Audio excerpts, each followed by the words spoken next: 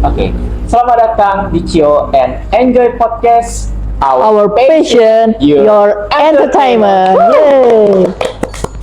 Oke, terkadang kita tuh nggak sadar deh bahwa kita punya penyakit namanya mental awareness, dan ada kadang-kadangnya kita sadar tapi kita nggak mau deh ke profesional ataupun ke psikiater. Nah, oleh karena itu kita sedang bahas nih yang namanya mental health, terutama nanti mental awareness, dengan teman kita yang mau bercerita dari sisi penyintas ataupun pasien. Oke, terima kasih kesempatannya datang ke sini bercerita di Cio and Enjoy Podcast. Nah, kalau boleh tahu nih, bisa diceritakan dari mana, apa ininya, backgroundnya, bisa Mbak ceritakan dimulai dari sekarang. Oke, sebelumnya makasih banyak Kak sudah diundang ke sini. Jadi perkenalkan, nama saya Maratu Soliha, biasa dipanggil Gili. Saya seorang penyintas yang sampai saat ini masih tetap berjuang. Jadi saya memulai pengobatan atau treatment itu di tahun 2021. Oke, 2021. Iya, tepatnya ya di masa-masa COVID lah ya kita tahunya. Ya, mungkin awalnya ngerasa hal itu tuh kayak biasa aja gitu, dianggap hal sepele gitu kan. Tapi kok kayaknya makin dirasain, makin dijalanin gitu, makin berat. Kok kayaknya sampai di tahap yang kayaknya udah nggak wajar nih gitu. Kayaknya perlu kayak bantuan banget ya. Iya, udah nggak bisa menghandle sendiri. Nah, bahkan waktu itu sempat muncul ide-ide untuk mengakhiri hidup. Wah, gitu. Ini salah satu eksklusif banget nih di Chill and Enjoy Podcast, bahwa kita bakal bercerita sisi dalam banget tentang mental health. Kadang-kadang banyak yang menjudgment, apa kamu nih lemah mental atau enggak. Tapi dari sini kita bakal dengar cerita dari sisi penyintas atau pasien sendiri dari dalam, agar kita lebih bisa berempati, agar kita bisa lebih mendengar lagi apa sih yang mereka rasakan dari sisi penyintas. Oke. Kalau boleh tahu nih, sebelumnya apa sih kenapa terjadi mental awareness itu gawat? Iya, jadi bisa faktornya itu macam-macam ya Kak untuk mental illness itu ya. Jadi kita ada beberapa faktor. Bisa jadi faktor genetika. Jadi faktor genetika itu faktor turunan gitu. Jadi mungkin secara nggak sadar keluarga atau orang tua itu punya gangguan mental yang kita nggak tahu gitu. Dan pada akhirnya mungkin menurunlah ke kita. Nah, tapi sebenarnya faktor genetik ini pun bisa kita kita putus gitu rantainya ini. Dengan cara apa? Berarti kalau misal pola asuhnya yang salah, ya berarti bagaimana caranya orang tua itu melakukan pola asuh yang benar agar rantai ini tuh tidak berlanjut ke generasi-generasi berikutnya. Ya, berarti jadi didikan orang tua sangat penting ya, istilahnya, apalagi yang bagi menderita mental health ini misalkan. Iya benar. Kalau boleh tahu nih, kan banyak orang nggak tahu nih tentang mental awareness. Mental awareness bisa dijelaskan nggak dengan mudah biar kita paham nih. Kadang-kadang kan kita cuma lihat di TikTok doang, di Instagram, bahkan orang bisa men-set judgment, dan parahnya seperti itu. Iya betul. Nah, mungkin bisa diceritakan nih, apa sih maksudnya mental awareness? Iya. Jadi kalau untuk mental awareness itu sebenarnya kan lebih kayak perhatian masyarakat gitu terkait kesehatan mental itu sendiri gitu. Karena mungkin selama ini orang menganggap, apa sih, kamu gila ya. Nah, padahal kan mungkin nggak semua orang yang pada akhirnya mencari bantuan itu tuh gila gitu. Mungkin banyak hal yang pada akhirnya membuat dia, aku perlu bantuan gitu. Contoh sederhana gitu ya, misal kita mau lanjut ke jenjang sarjana gitu ya. Nah, itu kan kadang bingung ya, kayak aku nih apa ya kira-kira minat bakatnya. zaman-zaman pas pada saat sekolah sarjana kita tuh dalam generasi mencari jati diri. Iya. Ya kan, jadi kayak seperti itu. Atau misalkan kita dihadapkan dengan ada yang namanya kayak seperti generasi sandwich. Iya, betul. Bukan cuma menghidupinya sendiri, tapi pada fakta yang pahitnya dia harus menghidupi keluarganya. Iya. Oke, jadi gimana nih apa masalah-masalah yang dihadapi oleh terutama yang kamu tahu nih dari sisi penyintas, misalkan ke profesional, masalahnya apa sih kadang? Iya, itu tadi masalahnya mungkin salah satunya dia mau cari tahu minat bakatku sebenarnya kemana. Oke. Atau kayak misal dia sudah lulus gitu ya, mau bekerja, dia bingung gitu, kira-kira aku nih layak nggak sih, bisa nggak sih untuk terjun ke dunia kerja gitu kan. Itu biasanya ada tes-tesnya tersendiri. Bahkan untuk kayak kita sekedar mau tahu aku nih tipikal orang yang gimana sih, kepribadianku tuh gimana sih gitu kan. Itu Ya, pun MBTI misalkan, ada yang singkatan itu lah. MBTI. Iya. Ya kayak seperti itu sih.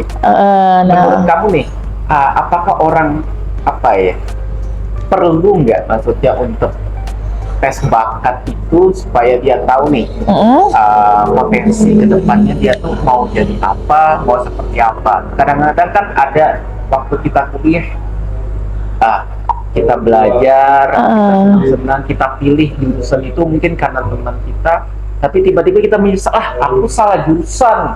ya. Itu gimana tuh pendapat Lili sendiri? Kalau buat aku pribadi ya, untuk penentuan jurusan gitu ya, tes penentuan jurusan itu tuh satu hal yang penting. Kenapa? Karena itu kan berkelanjutan ya, dalam artian kita kuliah, terus setelah kuliah kita mau kerja. Walaupun mungkin pada faktanya zaman sekarang itu banyak yang kerja itu tidak sesuai dengan jurusannya. Benar-benar.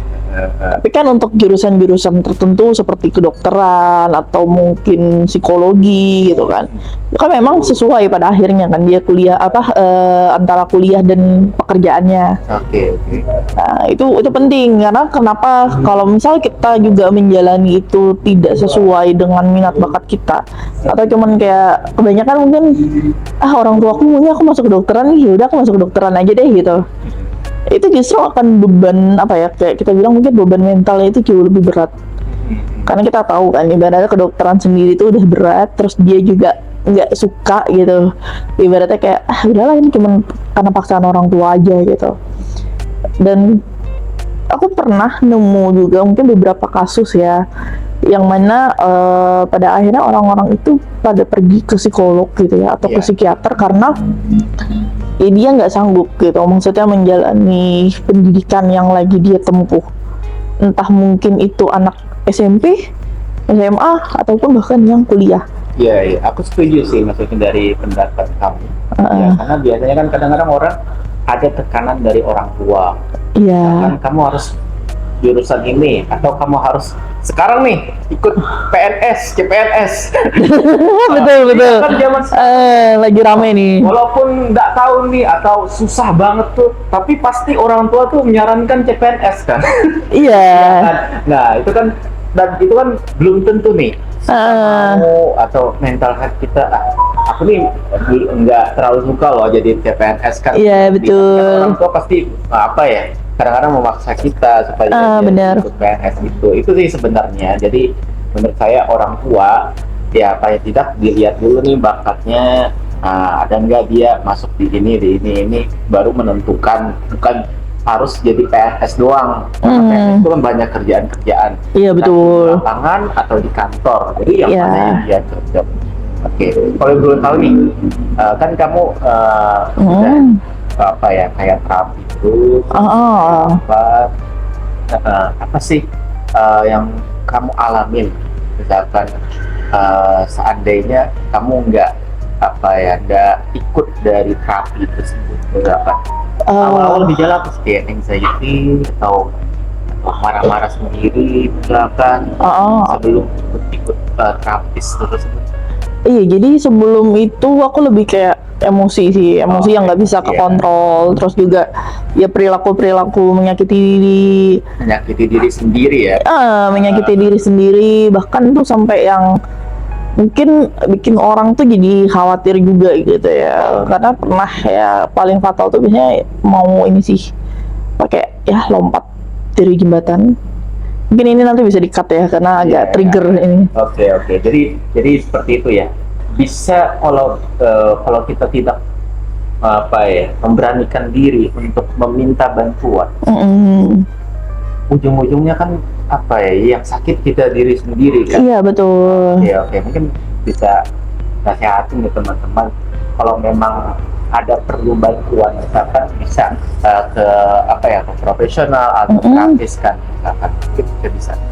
Iya, oke. Mungkin untuk teman-teman di luaran sana yang mungkin merasa mentalnya sedang tidak baik-baik saja, nggak ada salahnya kok untuk kita mencari bantuan gitu.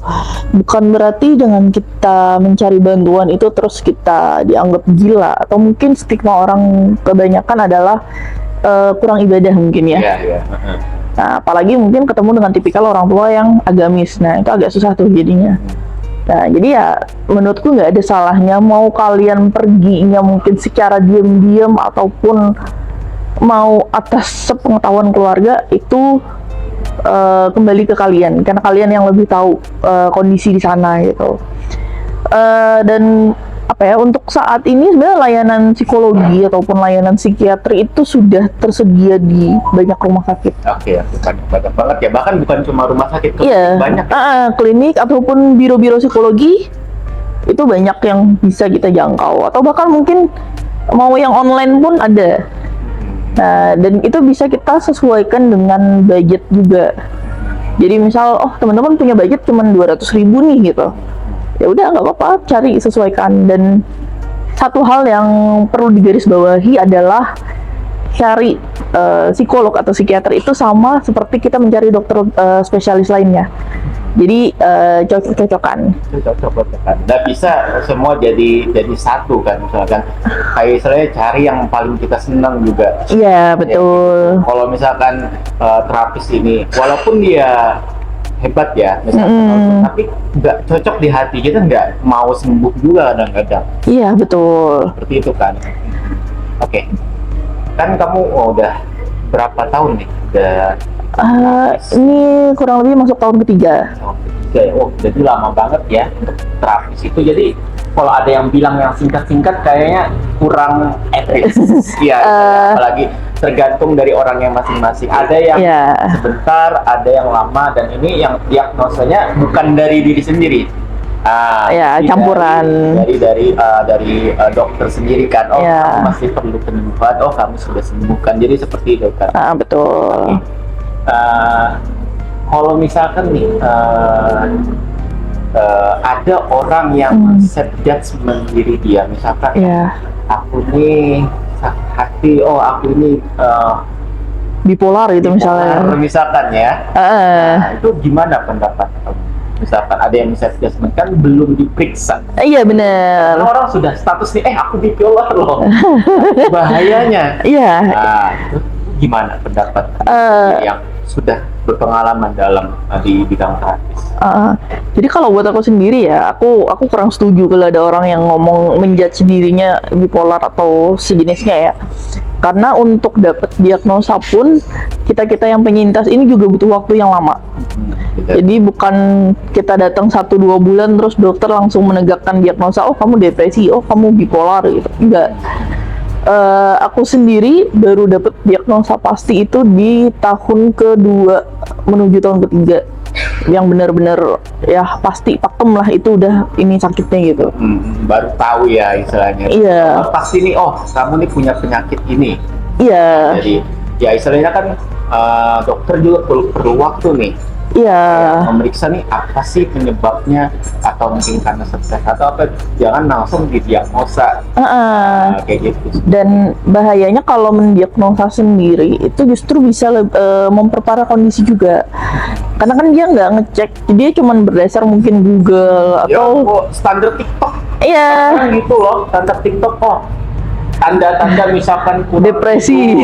tidur, misalkan sakit ini, misalkan orang bipolar.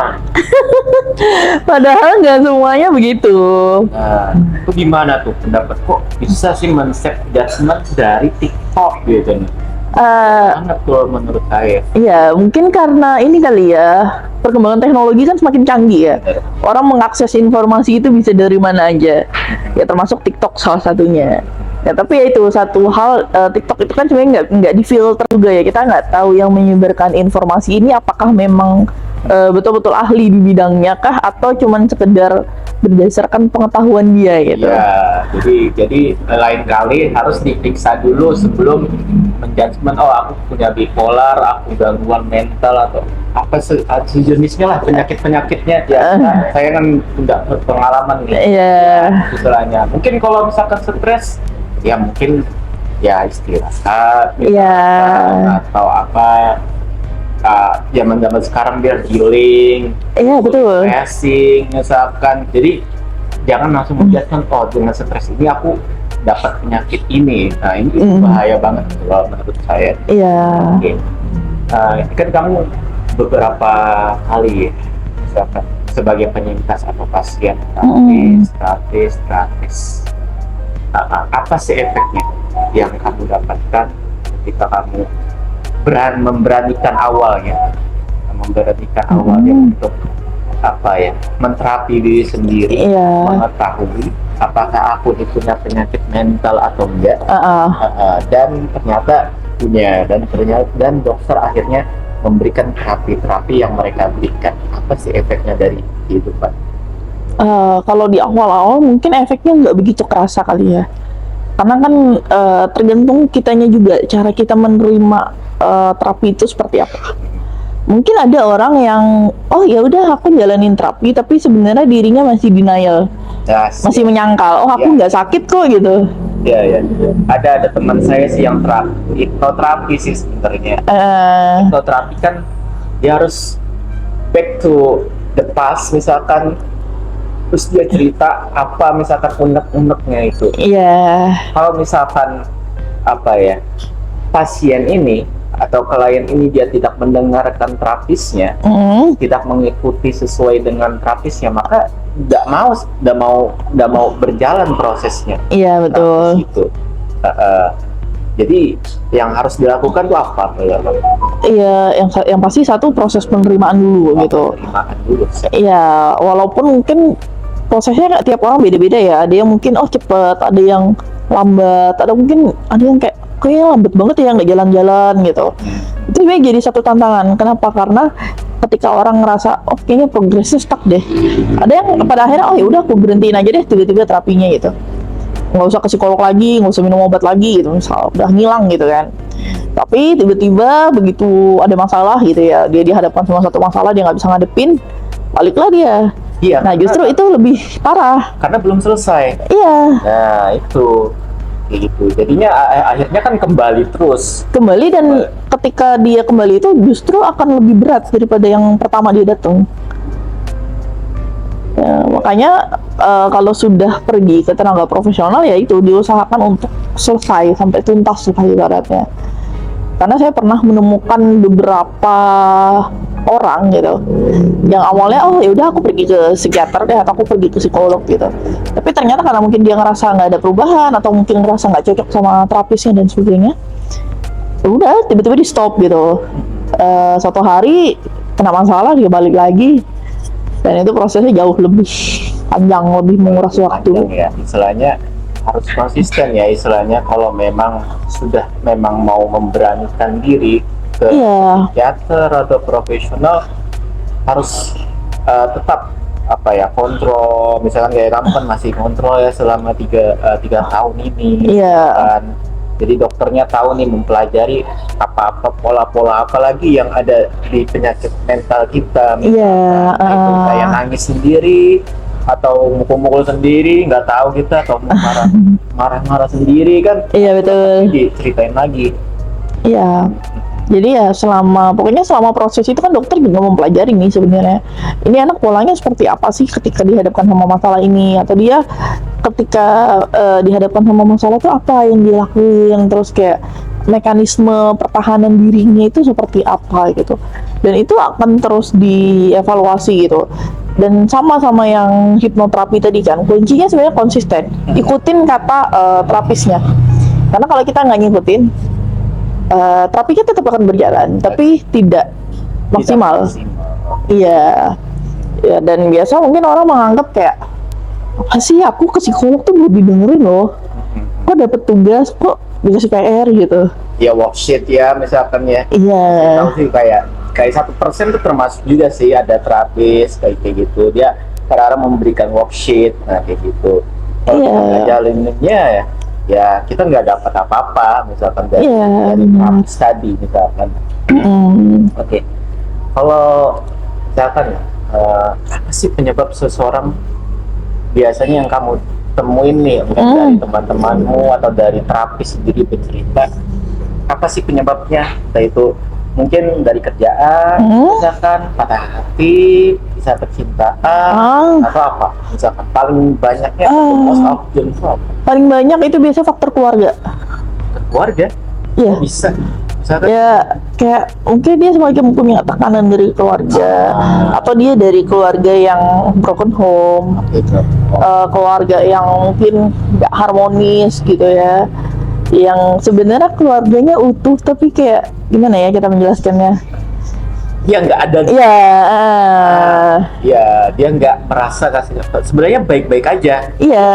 Perasaan dia mungkin nggak dapat lah istilahnya. Iya, apa yang dia butuhkan itu dia nggak dapet gitu. Dan biasanya banyak ada juga konflik-konflik kayak relasi dengan salah satunya, maksudnya entah mungkin ibu atau bapak. Tapi yang lebih sering biasanya itu relasi sama bapak.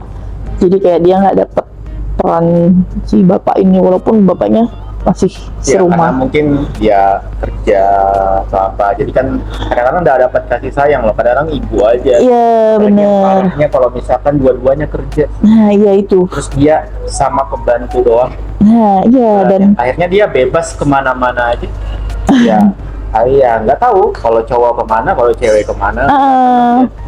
Dan itu mungkin dapat penyakit mentalnya apa. Dan biasanya dan itu dari keluarga mampu. Iya, kebanyakan dari keluarga mampu.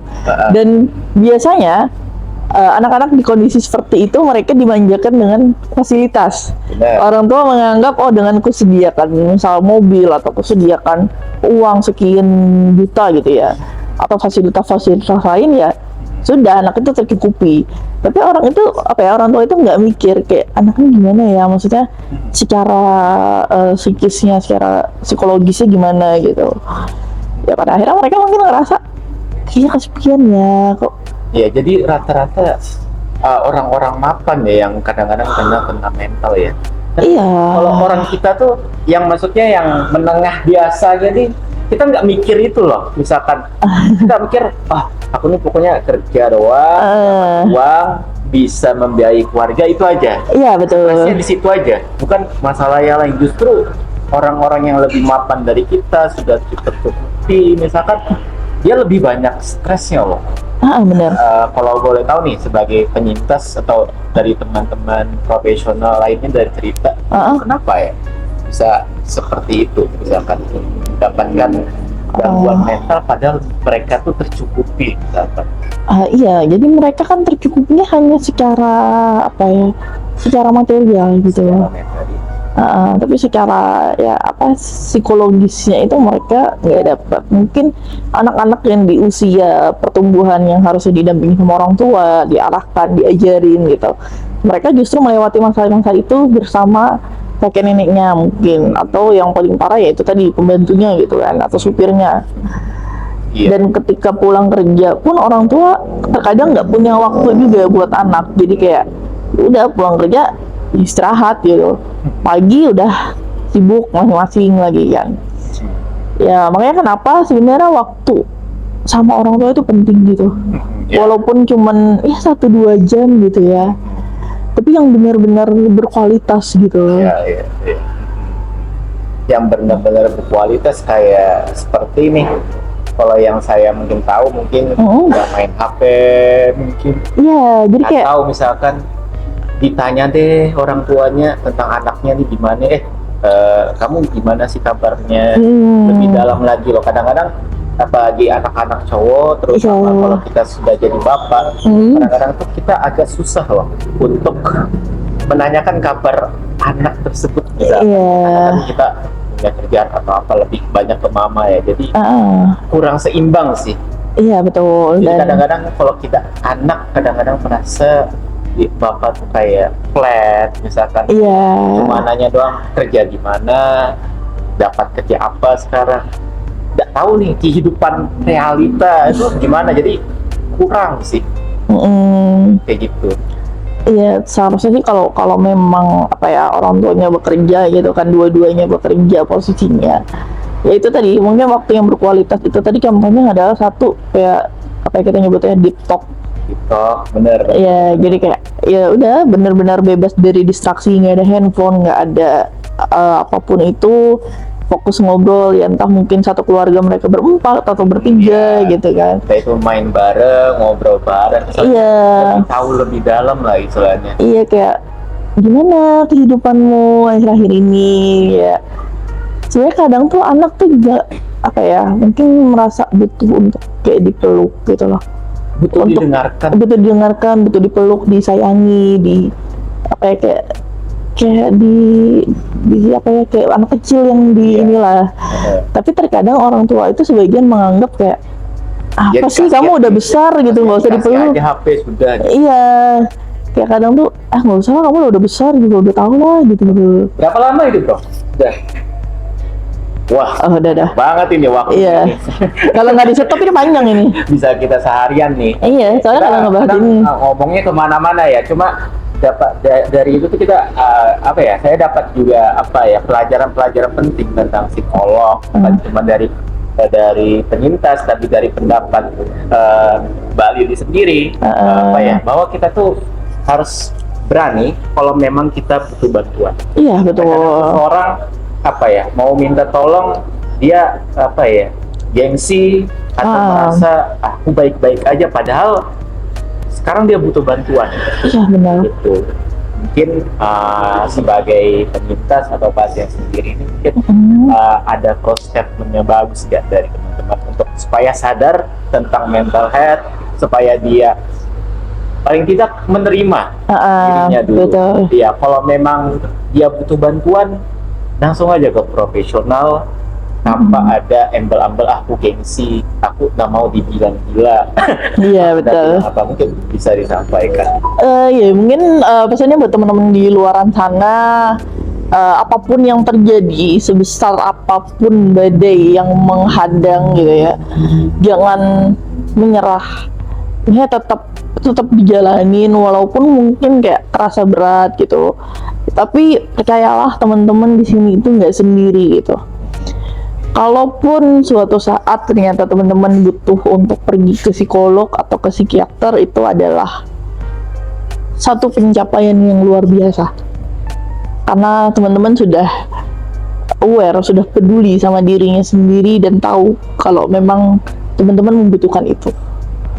Dan nggak usah menghiraukan lah itu orang-orang di luar sana, dan jangan takut. Maksudnya mungkin orang selama ini takut karena biaya kali ya. Biaya, istilahnya, atau bukan dari orang tuanya sendiri sih. Apa kamu ke situ? Iya. Atau dari temannya. Dia minta ke teman, ngapain kamu ke situ? Kan cuma orang-orang yang memang sakit jiwa aja misalkan. Iya. Nah, iya, jadi saya sendiri juga di awal sempat diem. Maksudnya saya nggak ngomong ke orang tua kalau saya pergi. Pada akhirnya orang tua harus tahu karena orang tua harus tanda tangan persetujuan rawat inap. Benar. Nah, di situ titiknya yang orang tua tahu. Dan sama seperti yang disampaikan kakaknya tadi, orang tua saya cuma bilang, pada saat itu dia bilang, udah kamu ikut kajian aja sana, kamu perbanyak ibadah aja sana, nggak usah itu, kamu nggak apa-apa kok. Masalah mental bukan cuma kajian ibadah doang solusinya. Itu salah satu solusi, tapi bukan menjadi solusi utama. Iya. Kan jadi seperti itu ya, apa ya, statementnya. Jadi jangan sampai ketika kita memang mau ada gangguan mental, jangan sampai kita bilang kamu ini banyak dosa. Iya, benar. Atau ini banyak salah ini. Coba ibadah situ, taubat misalnya. Benar. Belum tentu masalahnya diselesaikan hanya dengan ibadah. Pasti itu salah satu solusi, tapi bukan solusi utama. Iya. Dan kita kan butuh ikhtiar juga kan. Iya, betul. Yang paling maksimal ya kalau memang gangguan mental misalkan ada tanda-tanda yang kita rasakan sendiri ya, dia butuh bantuan.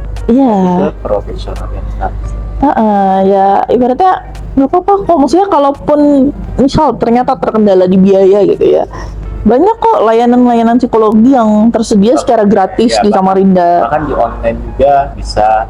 Ya kalau di online kan masih berbayar ya. Kalau untuk gratis, yang offline mungkin boleh share nih. Iya, bisa kalau teman-teman yang punya gangguan, yang punya memang ada keluh kesah lah, ya harus ini ya, yang pengen coba-coba memberanikan diri supaya mentalnya tenang kembali, itu di mana salah satu? Iya, kalau untuk teman-teman yang mungkin mau cari layanan secara free atau gratis gitu, bisa ke layanan Puspaga. Jadi Puspaga ini dia di dalamnya kantor polisi Bayangkara. Jadi masuk ke kantor polisi itu ya? Masuk. Nah, di dalam situ ada, dan biasanya teman-teman diminta untuk isi Google Form dulu sih, kayak hubungi adminnya dulu. Nanti kemudian dijadwalkan untuk ketemu sama psikolognya. Nah, cuman memang di sana itu hanya sebatas untuk konseling. Ya, yang penting tahu dulu. Ya, jadi kalaupun ternyata memang butuh terapi lanjutan gitu ibaratnya, atau konseling lanjutan. Bukan dikasih rujukan sih, mungkin kayak lebih mengarahkan kali ya kemana. Kalau dia punya BPJS ya berarti dia mengurus ke fase 1. Oke. Jadi ya, penting awal dulu ya, penting orang assessment dulu. Karena mahal apa tadi dia takut sebenarnya ya. Mungkin coba dulu di situ cerita dulu, siapa tahu bukan mental health tapi butuh temen cerita doang. Iya, bener. Tahu kayak gitu. Oke, mungkin banyak banget yang kita ceritain. Kalau misalkan udah ditutup nih, bakal sampai seharian nih ngomongin mental health panjang banget istilahnya. Iya, benar. Luas ya istilahnya. Mental health itu bukan cuma awareness, kadang-kadang ada mindfulness, istilahnya keren sekarang. Istilah yang keren. Nggak bisa kita bicarakan dalam waktu yang setengah jam aja. Dari closing dari statement saya, is okay to be not okay. Artinya nggak apa-apa kok kalau nggak baik-baik aja. Benar. Ya, gitu. Jangan merasa kita tuh ditanya baik aja. Kita boleh bilang nggak baik gitu. Iya. Ya. Berarti di situ jalan kita untuk mencari teman cerita, teman curhat, konseling, terapis ataupun gitu. Yang penting menerima bahwa kita ini punya punya masalah, punya problem, dan itu aja mungkin yang saya sampaikan. Terima kasih kepada Lili sudah cerita nih dari sisi penyintas tentang masalah psikologi, masalah panjang lah istilahnya berhubungan dengan mental awareness. Okay. Thank you very much dan see you on the next podcast. Bye.